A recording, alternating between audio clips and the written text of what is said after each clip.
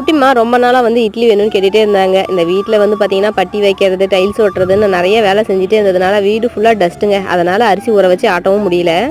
சரின்ட்டு குழந்தை ரொம்ப ஆசைப்பட்டு கேட்டுகிட்டே இருக்குதுன்னு கடையில் வந்து மாவு வாங்கிட்டு வந்துட்டு இன்றைக்கி இட்லி செய்யலான்னு ரெடி பண்ணிட்டேன்.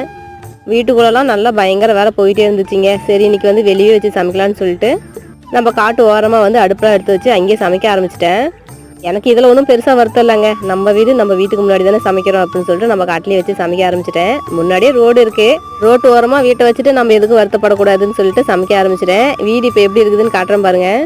ஞாயிற்றுக்கிழமை மட்டும்தான் இடையில கேப் இருக்குது. அதனால் வேலை வந்து ஃபுல்லாக போயிட்டுருக்குங்க. ஒரு பக்கம் வந்து பார்த்தீங்கன்னா பெயிண்டிங், ஒரு பக்கம் ப்ளம்பிங், ஒரு பக்கம் டைல்ஸ் ஒர்க்குன்னு போயிட்டுருக்கு. வீட்டு வேலை ஸ்டார்ட் பண்ணும்போது கொஞ்சம் ஸ்லோவாக தான் போயிட்டு இருந்துச்சு. எப்பயுமே இந்த பால் காய்ச்சிற டைமில் நெருங்க தான் பரபரப்பாக வீட்டு வேலை நடக்குங்க.